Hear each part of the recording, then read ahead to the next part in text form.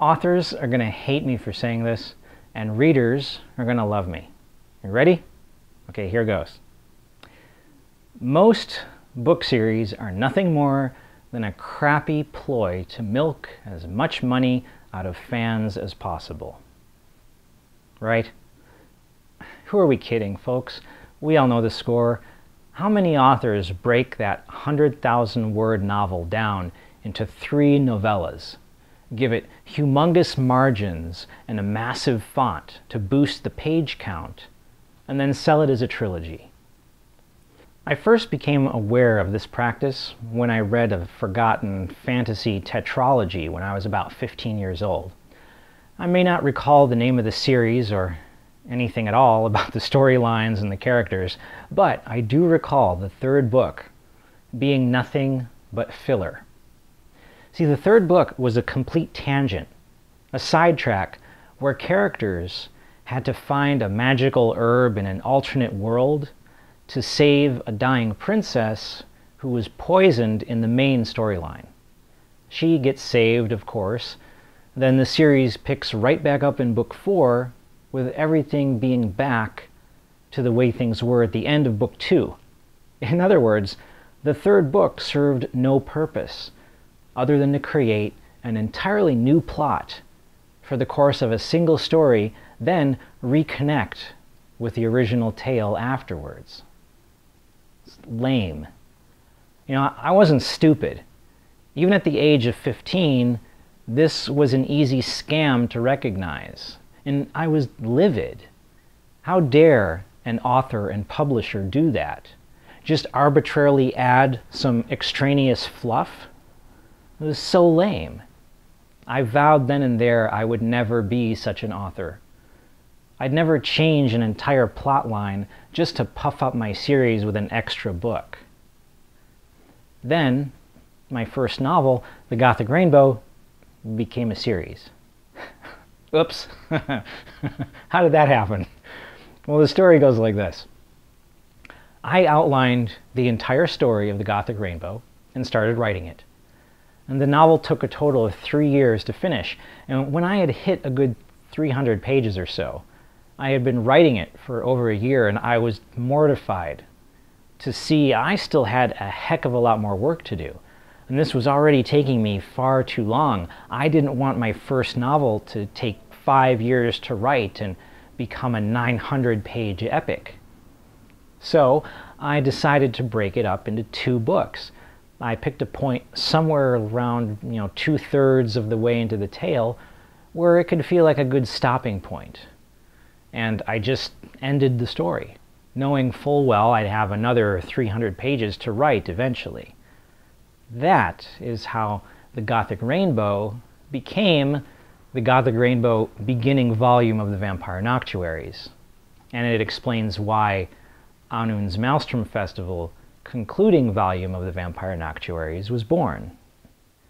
In this case, I wasn't doing it to make money.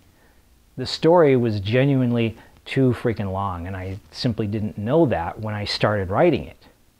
Since it was my first novel, I wasn't aware of how huge it was going to become. I had no prior experience by which to look at my outline and accurately gauge what writing it would entail.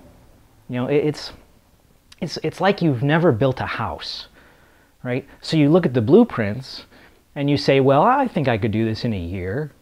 Then a year later, all you've done is dig a basement, and you have to rescind your prediction and go, okay, this might take a little longer than I thought. So, yes, I have written a series accidentally, but I still think most series are evil and written purely for greed. Heck, even Tolkien wanted The Lord of the Rings to be a single book. His publisher insisted it be a trilogy. Of course, times were different then. Today, with ebooks and on-demand printing, a longer single volume is not as cost prohibitive as it was in the 1950s when everything could only be done in massive print runs. Now, J.K. Rowling, on the other hand, did a wonderful job with Harry Potter. That is a legitimate series. The characters develop, the plot thickens, the story evolves. Nothing is thrown in just to make the story last a bit longer. And truth be told, if Miss Rowling did pad the Harry Potter story, I mean, she did it so artfully and craftily that I can't tell where she worked her magic. Every part of that story feels necessary. I look at Star Wars too. Not a series of books, but still a valid trilogy of stories. All three of those movies, yes, I maintain, as of 2013, the only valid Star Wars films came out between 1977 and 1983, are all self-contained, yet contribute to an encompassing arc of the tale. It's wonderful. You know, series aren't always bad, they're just usually bad. Now, this isn't to say I'd never write a series or a trilogy. Sure, I might. However, if I ever decide to do so, it will be because the story contains an arc and a flow that merits individual books. I couldn't bring myself to take a book that is clearly a standalone novel and arbitrarily divide it into multiple parts with some filler and padding added to it. Authors of those types of books, you know who you are, may hate me for calling them out on being greedy, inconsiderate scumbags, but readers appreciate the fact that there's still a writer out here who won't try to swindle you in such a way. Thank you very much for watching this episode. Please be sure to like and subscribe, and I will catch you next time.